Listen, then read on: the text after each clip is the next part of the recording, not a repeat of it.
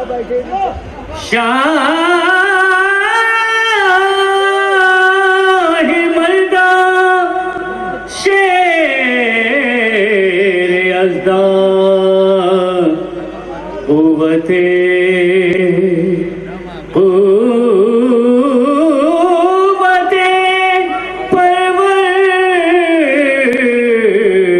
پروردگار لاپتہ لاپتہ الا علیلا سیف اللہ ذوالفقار.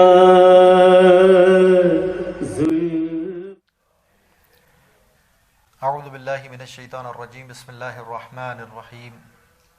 الحمدللہ رب العالمین وصلی اللہ علی محمد واہل بیتہ الطیبین الطاہرین ولعنۃ اللہ علی اعدائہم اجمعین الذین اذھب اللہ عنہم الرجس وطہرہم تطہیرا. اللہم صل علی محمد وآل محمد. اما بعد فقد قال اللہ سبحانہ وتبارک وتعالی فی القرآن الحکیم. بسم اللہ الرحمن الرحیم. انک لعلی خلق عظیم. سامعین کرام، ناظرین کرام،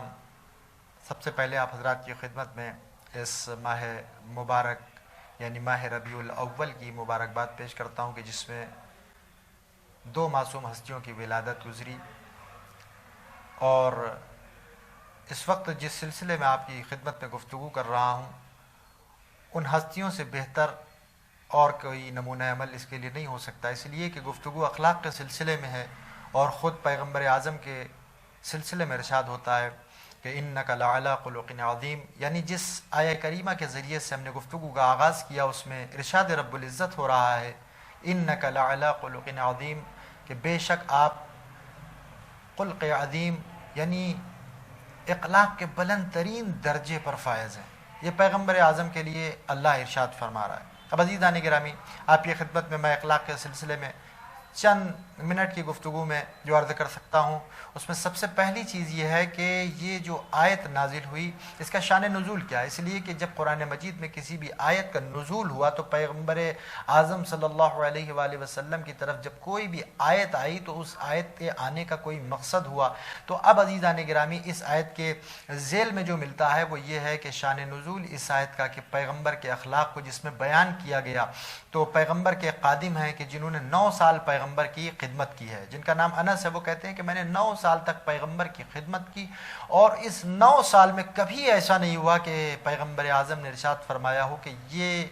کیسے کیا، یہ کیوں ہوا، یعنی کبھی کوئی سوال، کبھی کوئی ان کے کام میں نقص نہ نکالا. اور کہتے ہیں کہ میں نے دیکھا کہ اتنے عرصے میں کبھی بھی پیغمبر نے میرے ساتھ کوئی ایسا سلوک نہیں کیا کہ جو مجھے برا لگے، بلکہ اگر کہتے ہیں کہ کبھی بھی کوئی بات اس طرح سے پیغمبر اعظم نے مجھ تک پہنچائی کہ ہمیں تکلیف بھی نہ ہو، ہمیں برا بھی نہ لگے اور ہمیں کوئی ٹھیس بھی نہ پہنچے، اور پیغمبر نے ہم تک بات بھی پہنچا دی. بہرحال پیغمبر اعظم کے جب اس اخلاق حسنہ کو دیکھا، اور اس میں پیغمبر اعظم صلی اللہ علیہ وآلہ وسلم کے سلسلے میں خود ارشاد فرماتے ہیں کہ ان 9 سال کے عرصے میں جیسی خوشبو ہم نے پیغمبر اعظم صلی اللہ علیہ وآلہ وسلم کے نزدیک سے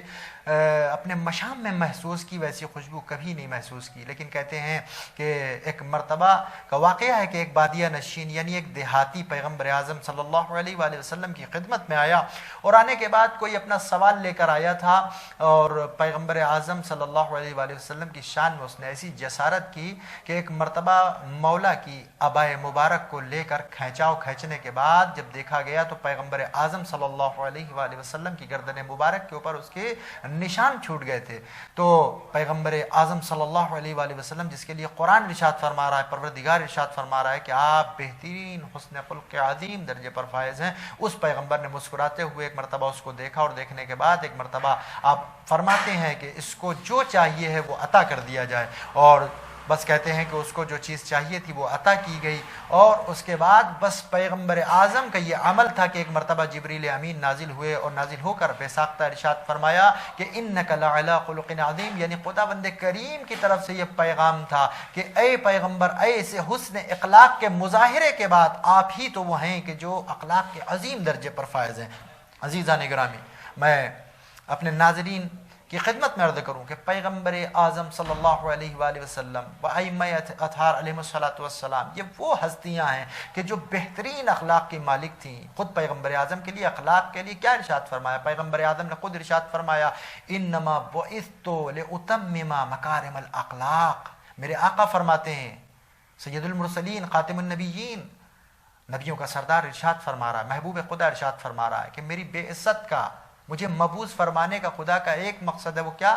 کہ تکمیل اخلاق حمیدہ ہو جائے۔ یعنی خدا نے ہم کو اس لیے پیدا کیا ہے کہ اخلاق حمیدہ کی تکمیل ہو سکے۔ یعنی پیغمبر اعظم دنیا میں اس لیے آئے ہیں کہ اپنے اخلاق کے ذریعے سے پوری دنیا کو با اخلاق بنا سکیں۔ بس عزیزان گرامی، بہت سارے واقعات ہیں، آپ حضرات سنتے رہتے ہیں، لیکن چونکہ اس وقت موضوع ہے میرا آپ حضرات کی خدمت میں عرض کر دوں۔ کتنے واقعات ہیں کہ جو دشمن ہو کے آئے خدمت میں، لیکن اخلاق کو جب دیکھا تو وہی محب ہوتے نظر آئے، وہی چاہنے والے ہوتے نظر آئے۔ کیوں؟ اس لیے اس اخلاق میں اتنا پاور، اس اخلاق میں اتنا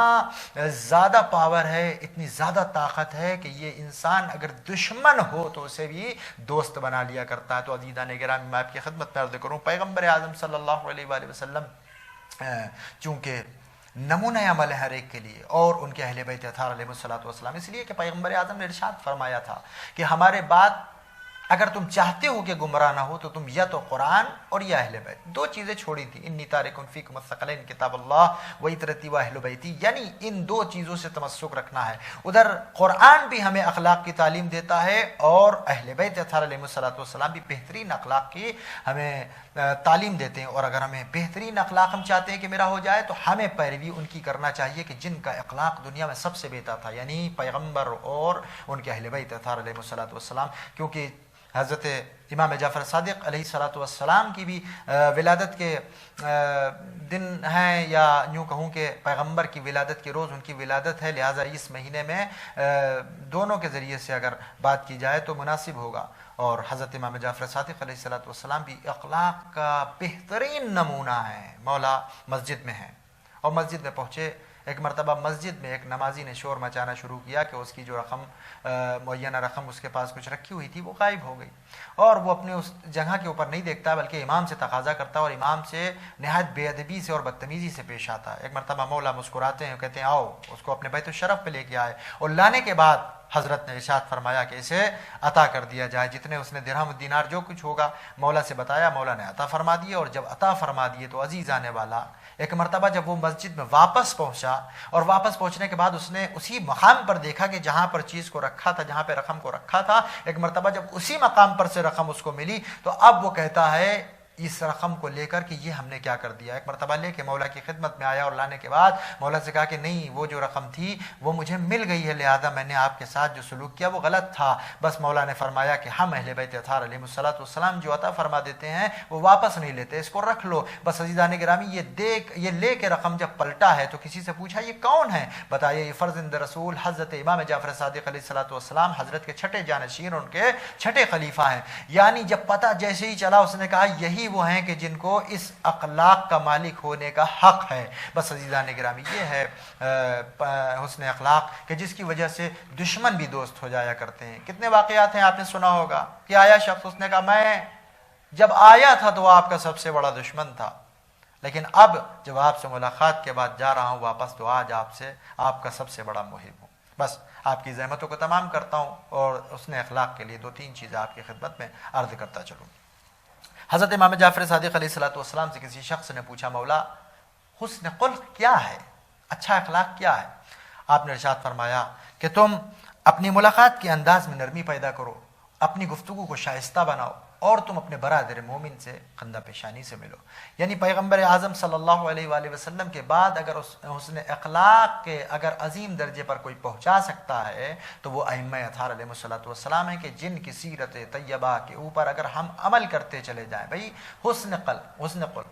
خلق کے کیا معنی ہے، اخلاق کے کیا معنی ہے؟ یعنی بہترین اور اچھی عادتیں جس شخص میں جتنی زیادہ اچھی عادتوں کا اضافہ ہوتا چلا جائے گا وہ شخص اتنی ہی مقام و منزلت کی متحمل ہو جائے گی، وہ شخص اتنی ہی مقام و منزلت کے اوپر فائز ہو جائے گی۔ لہٰذا انسان اگر چاہتا ہے کہ وہ بہترین منازل کو طے کرے اور بہترین مقام پر پہنچے تو اسے چاہیے کہ وہ حسن اخلاق کی پاسداری کرے اور اسے اپنی زندگی کے اندر اپنائے، یعنی جتنی اچھی صفات ہے اس کو اپنے اندر رکھے اور جتنی بری صفات ہے اس کو اپنے اندر سے نکالے۔ اچھے اخلاق کا مطلب یہ نہیں ہے خالی مسکرا کے ملنا، یعنی ہماری ذات والا صفات سے جو کچھ فائدے اس مخلوقات خدا کو یا انسانوں کو، رشتہ داروں کو، اقربا کو، احباب کو، جتنے لوگ بھی ہیں ہم سے جڑے ہوئے ہیں، اور ان کے لیے اگر ہو سکتا ہے جو کچھ ہم کر سکتے ہیں وہ کریں۔ اور حسن اخلاق کے لیے سب سے پہلی چیز یہ ضروری ہے کہ ہم سلام میں پہل کریں، اس لیے کہ ہم یہ سوچتے ہیں کہ اگر کوئی چھوٹا ہے تو سلام اسی کے اوپر واجب ہے، نہیں، بلکہ پیغمبر اعظم کی سنت ہے کہ جب آپ گھر سے باہر تشریف لاتے تھے اور جب دیکھتے تھے کہ بچے گلی اور محلے کے ہیں تو ان کو بھی سلام کرتے تھے، یعنی پیغمبر اعظم کی یہ سنت ہے، پیغمبر اعظم کا یہ طریقہ اور اخلاق میں شامل ہے کہ اگر تم آج ان کو سلام کرو گے تو کل یہ اس لائق ہو گئے کہ ان کی عادت پڑے گی یہ بھی سلام کریں گے۔ تو عزیزان گرامی، پیغمبر اعظم صلی اللہ علیہ وآلہ وسلم اور حضرت ان کے جانشین حضرت امام صادق علیہ الصلوۃ والسلام کی ولادت کے روز گزرے ہیں، ہمیں چاہیے کہ اس مہینے کے ذریعے سے ان کی سیرت طیبہ کو جتنا ہو سکے ہم اپنے اندر زندہ کریں، جتنا ہو سکے اس کے اوپر عمل کریں۔ حضرت امام جعفر صادق علیہ الصلوۃ والسلام نے ہی ارشاد فرمایا ہے کہ خداوند عالم نے اپنے ایک پیغمبر کو مخاطب کر کے فرمایا کہ خوش خلقی گناہوں کو اس طرح سے ختم کر دیتی ہے کہ جس طرح سے سورج برف کو پگھلا کے ختم کر دیتا ہے، اور آپ ہی کا ارشاد گرامی ہے کہ بے شک بندہ اپنے حسن اخلاق سے دن کو روزہ رکھنے والے اور راتوں کو نماز قائم کرنے والے کا درجہ حاصل کر لیتا ہے۔ اللہ اکبر۔ عزیزان گرامی، ذرا سوچئے کہ امام کیا ارشاد فرما رہے ہیں۔ میرا مولا ارشاد فرما رہا ہے کہ وہ شخص جو رات بھر نمازیں پڑھتا ہو، وہ شخص جو دن کو روزے رکھتا ہو، جو اس کا درجہ ہے وہی درجہ اس کا ہے جس کا اخلاق بہتر ہے۔ لہذا ہمیں چاہیے کہ ہم اپنے اخلاق کو بہتر بنائیں، اس لیے کہ یہ اخلاق خالی آخرت میں فائدے دینے والا نہیں ہے، بلکہ کیونکہ ہم آخرت کو تو کہہ دیتے ہیں کہ یہ ادھار کا سودا ہے، لہذا یہ حسن اخلاق، یہ تمام چیزیں وہ ہیں کہ جو ہمارے دنیا میں بھی ہمارے لیے باعث عزت ہیں اور ہمارے لیے باعث فائدہ ہیں، لہذا ہمیں دنیا میں بھی اس کا فائدہ حاصل ہوگا اور آخرت میں بھی اس کا فائدہ حاصل ہوگا۔ تو عزیزان گرامی، آخری کلام میں آپ کی خدمت میں عرض کرنا چاہوں گا کہ ہم کو چاہیے کہ ہم اپنے اخلاق کو بہتر سے بہتر بنائیں، اور اگر یہ اخلاق، اگر یہ کردار اور یہ حسن خلق ہم سے چھوٹ گیا تو یاد رکھیے گا بدخلقی ہمیں وہاں پہنچا دے گی جہاں ہم سوچ نہیں سکتے۔ آپ کی خدمت میں آخری بات عرض کر کے اور رحمت تمام کر رہا ہوں۔ پیغمبر اعظم صلی اللہ علیہ وآلہ وسلم کے بہترین اور جلیل القدر صحابی، کیسے صحابی؟ سعد بن معاذ، کہ جب پیغمبر اعظم ان کی جنازے کی نماز کے لیے کھڑے ہوئے ہیں تو پیغمبر نے 70 تکبیریں ارشاد فرمائی۔ لوگوں نے پوچھا یہ کیسی نماز ہے جس میں 70 تکبیریں؟ آپ نے ارشاد فرمایا 70,000 ملائکہ نے شرکت فرمائی، 70 صفیں ملائکہ لگی ہوئی تھی، ہم نے ہر صف کے لیے ایک تکبیر کہی۔ کہا وجہ کیا تھی؟ کہا اس لیے کہ سعد بن معاذ اٹھتے بیٹھتے چلتے پھرتے ہر وقت سورہ توحید کی تلاوت کرتے تھے، جہاں سورہ توحید کے اندر اتنی طاقت ہے کہ 70,000 ملائکہ جنازے میں شامل ہو جائیں اور اس کی یہ قدر و منزلت ہو جائے لوگوں کے درمیان، وہیں جناب سعد بن معاذ کے لیے ملتا ہے کہ جب پیغمبر اعظم صلی اللہ علیہ وسلم سے پوچھا گیا تو آپ نے آنسو بہاتے ہوئے ارشاد فرمایا تھا کہ ان کی قبر پر عذاب نازل ہو رہا ہے۔ کہ آپ پوچھا گیا یہ کیوں؟ جس کی جنازے کی نماز میں 70,000 ملائکہ نے شرکت کی ہو اس کی قبر میں عذاب؟ کا اس لیے چونکہ اس کا اخلاق اپنے گھر والوں کے لیے، اپنے اہل و عیال کے لیے اچھا نہیں تھا۔ بس عزیزان گرامی، اگر اخلاق اچھا ہے تو دنیا بھی اچھی ہے، آخرت بھی اچھی ہے، اور اگر اخلاق میں ہمارے بدخلقی یعنی ہمارے اخلاق میں کمیاں ہیں اور ہمارا اخلاق اچھا نہیں ہے، برا ہے، تو یاد رکھیے گا کہ ہمیں دنیا میں بھی اس کے نقصانات جھیلنا ہے اور آخرت میں بھی اس کے نقصانات بہرحال جھیلنا ہے۔ دنیا کے فائدوں میں بہترین فائدے کیا ہیں حسن اخلاق کے، حسن خلق کے، بہترین اخلاق کے؟ وہ فائدے یہ ہیں کہ دوستی استحکام پاتی ہے، محبتیں پروان چڑھتی ہیں، شدید ہوتی ہیں، اور بدخلقی اس کے نتیجے میں کیا ہے؟ روزی کو کم کر دیتی ہے، اور خوش اخلاقی روزی میں اضافہ کرتی ہے، بد خلقی سے اختلافات جنم لیتے ہیں، پریشانیاں آتی ہیں، برائیاں سماج میں پھیلتی ہیں، لوگوں سے دشمنیاں بڑھتی ہیں، تمام تر یہاں کی بھی مشکلات وہاں کی مشکلات۔ اور حسن اخلاق اگر ہے تو مولا فرماتے ہیں اگر حسن اخلاق انسان کے پاس ہے تو جب وہ محشر میں پہنچے گا تو سب سے وزنی اگر کوئی پلڑا پائے گا تو اس نے حسن اخلاق کا پلہ ہوگا۔ تو بس عزیزان گرامی، آئیے پیغمبر اعظم صلی اللہ علیہ وآلہ وسلم کے وجود پاک کے صدقے میں اور حضرت امام صادق آل محمد حضرت امام جعفر صادق علیہ الصلوۃ والسلام کی بارگاہ میں ہم سب انشاءاللہ یہ توسل کریں کہ مولا آپ کی ولادت کے ایام گزرے ہیں، ولادت کے دن گزرا ہے، اور مولا کی اس صفت یعنی حسن اخلاق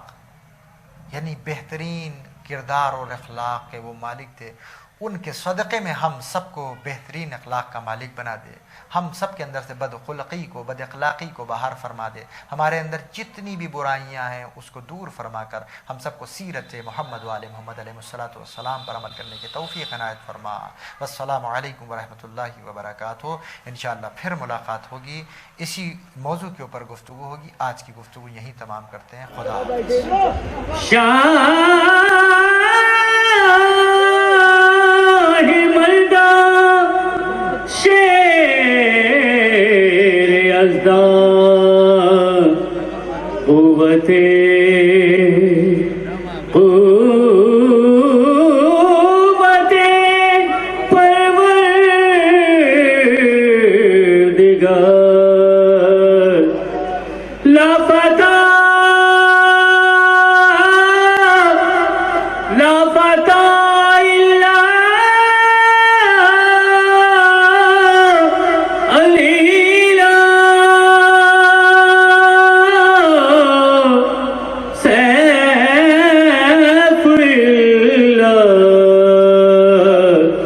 ذل